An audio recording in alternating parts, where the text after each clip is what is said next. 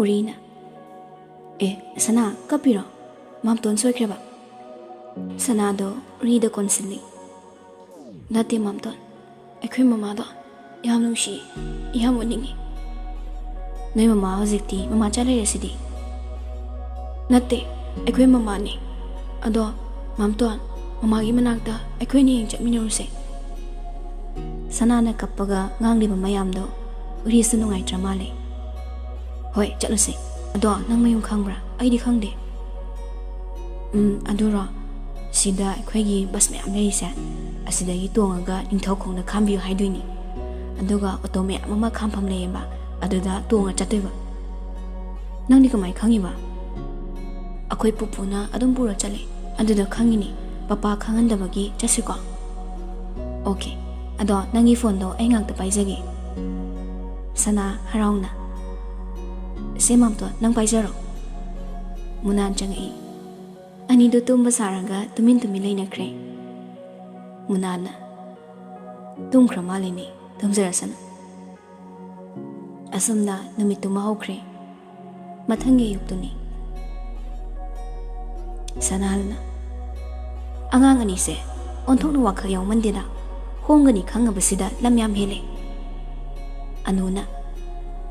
Aduni moina sumaina tongni hairadi aikoina siliba mayamse tu oidraba.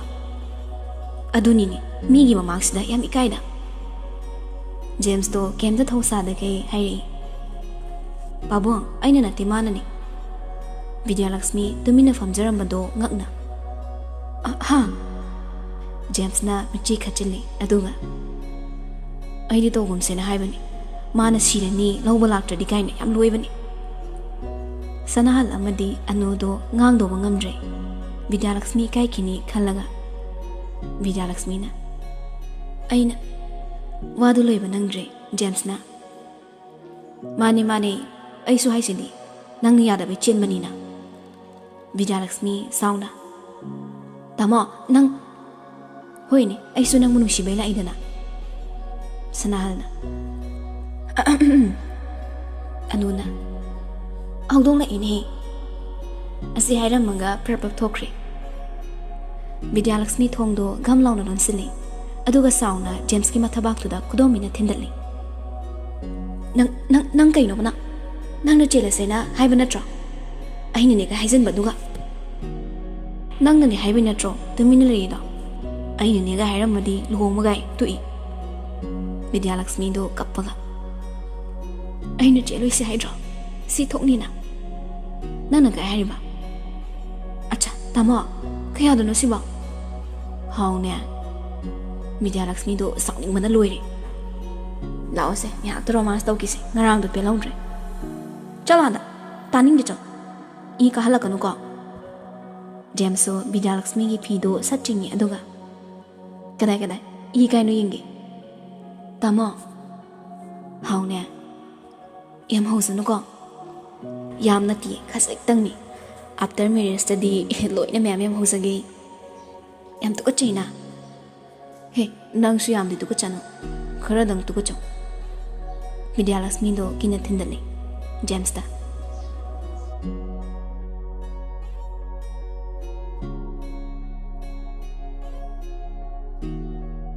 Somdana Henry khoina thabak chathoki bangai raga. Sana ga uriga do thori lotna. Urina. Sana bas kai di tong no. Pupunga chatpan ni asom ni chale yam sang bani. Asuk sang ba se chatoi ba. Mam tuan kuiroi ngak tang ni. Asam na moiso koi thi raga bas tong ma chali. Ningthau khong bazar yomaga auto tong laga hang na chali. Sana harau na makut kudom bi thilaga. Tu sidine mam tuan. Chumli ko. Ki idung kisale edai ni. Amu happy dana. Asing mani mam tuan promise. Makoy na changak pada. Saniga pretty ga do yam hainada mo ong dalay ramni. Sana tikata na lauri. Mama. Pretty do kang prehe kangi. Aduga po laglaga mapisimi. Sana kaplaga. Nang di patabini, hinjabini. Nang ingonda suko no. Sani tapna pretty dahay. Angang sa nang nalong no. aduga lanthum singse nangona panama Pritina machabu themle chensilaga sana mama ke sutodi kap kanu se sanina sana mama nang udabada chakam chadabani nahan kai Pritina sana mama gi sana nang mama nahan kara phurubagi mama bu thado chali ke gino nang mama nungsidrabo sanana mama bu intolaga chalo engon theng kanu na Priti loire amuk teba kappani laubani sanagi pukning onaba tawriba mayamdo sanana mama bo nungsibani na kemta haiba ngamdre makhong du thangdolaga chatpasu ngamdre urina sana chasilao sanina hey angang ni kaina sakro salona urina aidi kaigi sattuba nang num chal sakta siga nem jakho salo sanido urigi manada lay Madubada sana mangonda hana taukiba phokiba punduna thamkiba mayamdo loina ningsingai sanana thado mamton fogano Pritina lao mamagi sana mamagi nakta lao sanana mama bu inlaga aingona theng kan kem da har kan ai kem da taning de urina chaslao chalase anido makhut sanaraga chatke tawi Saniga Pritiga na pharaga phuba hore sanana mama nai Pritina aina chatpa yaro haidra mama nambu pada haidoke urina namai minai huran basidi nai sanido amuke hena uribu phuzali masi angangsi masi machin yam thina nang khangni na sanag uriga do kappi adubo angang oiriba moinadi kemda tawba ngamdre China khang banatana sanina uri habra ura habra simade thawak tawi nasa sidi matam khra kan kise tanja du maktada karom dino khangudre nungsit ki mang thaduna yamna thuna thong du hanglaga police kaya amadi picture Henry Zoni su yauna changai Jonina sania nangsi boss na sumying bi bani adubu nangdi minai punsi haidu ore tasingna harabada Henry makuto maraga changsilaga sanigi mamai duda khupangna thazali asuk chokhatab mi oina poklaga nangsi jakro ngamdragana ai hatpige sanina anoi mafam sida kamdongna ngayaki mamangi thodokra ningsingai sanana papa ngasini thabak chatkadra Henry ngasidi Sunday ni chaloi ichabu phasana kolaga leidoini sana nungaita mathwai nungaitre tumina lei picture so sana khoi ka da changak pada sana na kapaga lei madu bada nungai sani picture na mani sana se kaino kapisibo uri ahan bada haile khangdi mamani singa pu oramni picture na han ke manade kedorange cheche da phasana hayuse cheche kem ta hairoiba uri handakti hairei Sanaga moini sana wari pumbali kare asem romani nakanda sana lot na lumaga yenglaga lay aduga kaplaga mamto nagai na haigano hairaga phatabi minai sida haiba natra picture na mani ai sanagi matose yengba ngamdre nangna chatmino sigi phone se nang lot na payo noina wari saba kai kai do aina loina khangdoini mi phataba thengnaraso Hoi cheche sana ngakna machinda solei mama cha picture na namdana Henry bu yumdagi puthokre manan so polei ba thadokre uri da haife mafam hairaga yaktang ngiraga sana go riga ni do punna lakpani haukhri basing do hairaga Henry na Priti mamai da tin sichili thui chakhatabi asuk yamna oktabi Nangbu mi wena semlak pai do angak pani nang mapok khuding dane mi ko bodi pokano Henry thamoi kaina kapai picture na yambo kapkano ai leiringe yamongi mittagi pita do nate Henry na kapoi khanmani ai ngamdi yamong yam ware yambo ai ama leiraga yamong na dum na haibada ai su taba nungaite ayam thadoga chalo su chatkrage anga kaino nang haidubo yamu wangi khangano ai lale ai kaparoiba Johnny na yare da noiba imu waisilakano huran baga yauna kapak torena aikhoi di hendoktana Pretty ga sani ga so police na pukre mayam do sana ga uri ga do kan na yingne picture di sana gi manak changma ngamre picture na mani namra uri na ayo hingja bisidi mi na basida khotlaga namra gai picture na khote theng mani nang sidi ba picture na tumina thoki tawbaga khangaudana sana gi nushiraba khonjel na Mama cha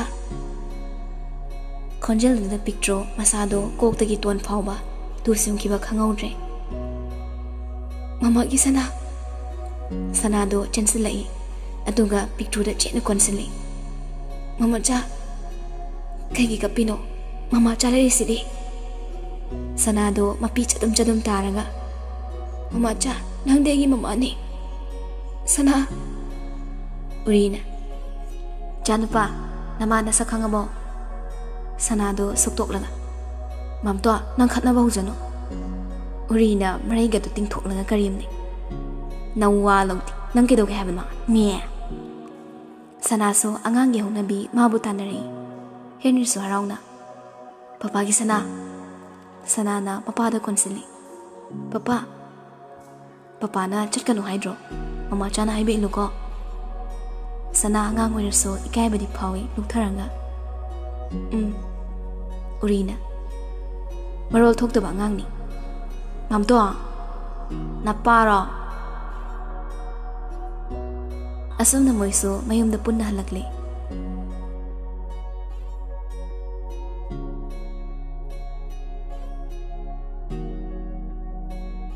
Som da James do lohong na bakan na langli nongma James Henry khoida lai Henry na Pau yam tai ko James na nok phet tawranga lai ba tang tara tor sa sitare kaino thuman ro de khara thujin de yadro isungi mane bi puna ma masa yaw khred ai da ngai adu su chumini nang soi so classmate ni sida nang le hori ni nang na ngang khara man me wani man ba da na te ko ai mingo da chahi ga loli ni noi na khang de tawri ni Oh, doctor sidi yam tor mi zani na.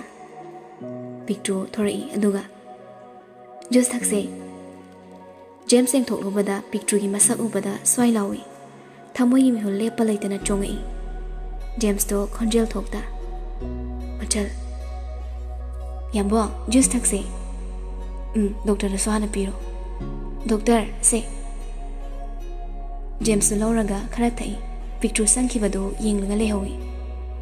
Henry na Noi mem ga punala doini Ngantana la ko Ado sir ai washroom damta Jango James so purple hongwalanga picture gi manak talai picture mapi tai tholaga lai rambo bada Machal Da James lohong bari tang kya dano Tara taruk tani Sir ga ngantana la ko laki James to magi pocket agi lik mari ma lau thorai Se macha lana di laugano ko nabung magni khalaga piki ba khudol ni isan gi damakta nabung na tambani nate da James ina magi thambiyo karisu matik chada be ingonda adamna tawbigano nang nei bung nabung magni khalaga de khudol se laubiyo machal anai yaudana pan boy ado sir nungai ba karino khangdana la abani nang na mabo matam chutpada thadopino ai da James ai chalage ko lohong mangan talao James na thorak pada uri ga sanaga do ko chen laga le rami James na nanao uri fa lai thorai aduga ngakna aya dada angang se sakyam phasa thome ko kai jage uri sensilak laga mi hero iside ide o adonang sida dum leibra lai chala do ni haye larik na pa ko dada chapo le bigala sana no inigi pukphata James na uri bo kon khalaga pammi yare ba sarno base kem da taning de Sir, ay mo chalage ko. Henry na. Asum lehorage. Asum na masuhan kre. Johnny na. Boss. Hey, saksidi. Hora ba ngasi kal thengbuya. Somdadi miyam leibani na. Aina khrang khangbasu nate. Angang phonge kemta khangdabani. Yare kidorage tu adu boss moidi thado am lerami. Kamnona. Thainagi minai sanigi mapado. Aina kepta tongmuni yane. Boss an namdana natro. SB happy da. Hojiti kei sarage ba. Moina kidodo ringi. Sanase hostel da thamna badorse. Hoi adu khanasi. Dr. James Fawba luhongdore nang kidore. Aswa thidi ba yari do ai dugi wakhal leitre. Nang na makha khanjarambasu aigi khutta tare do. Johnny na fagi dore. Adu in to sero.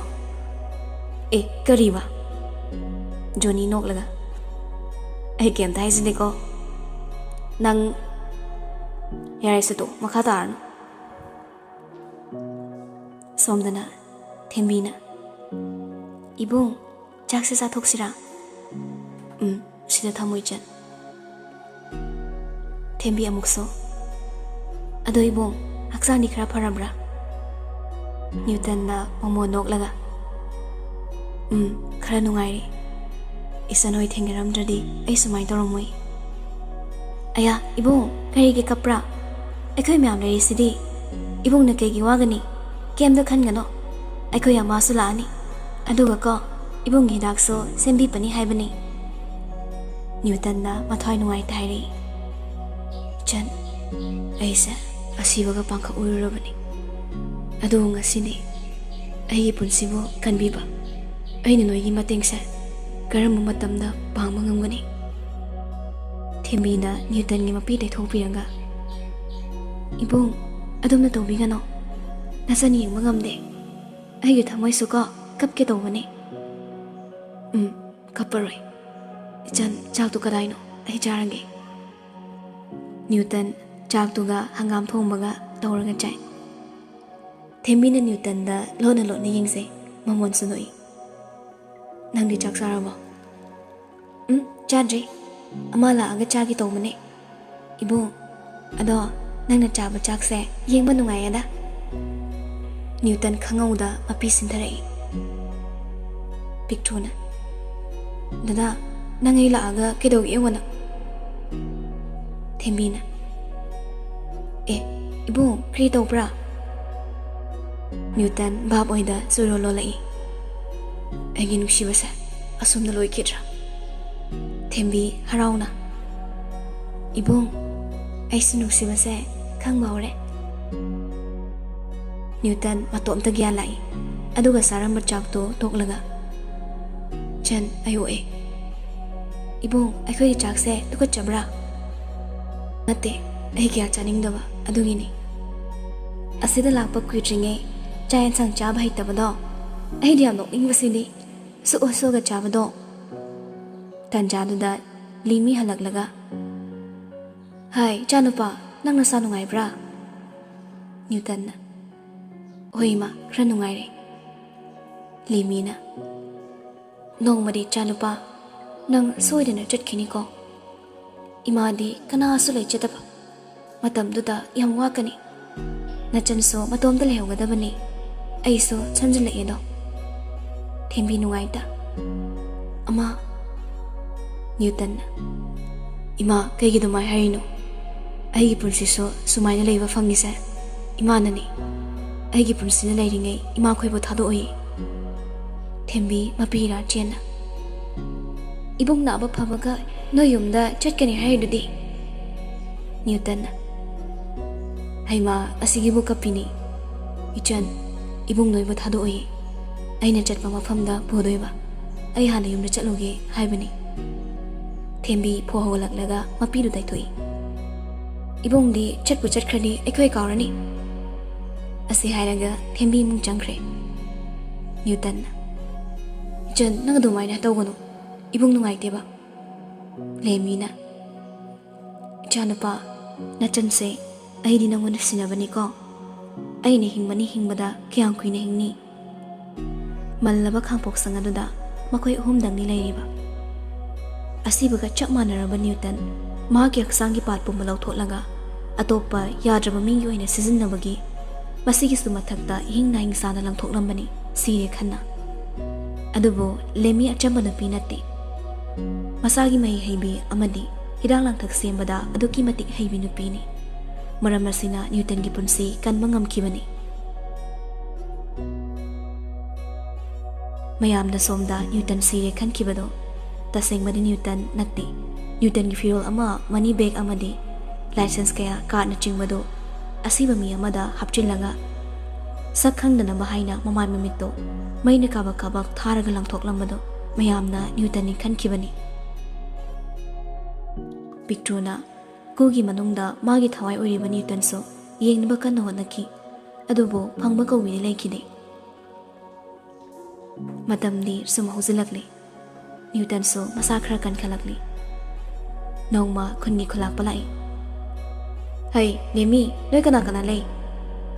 ꯅ꯭ꯌꯨꯇꯟꯁꯨ ꯊꯣꯔꯛꯏ ꯊꯦꯝꯕꯤꯒ ꯄꯨꯟꯅ꯫ ꯊꯦꯝꯕꯤꯅ, ꯏꯄꯥ ꯈꯨꯂꯥꯛꯄ, ꯁꯣꯝꯗ ꯐꯝꯕꯤꯌꯣ."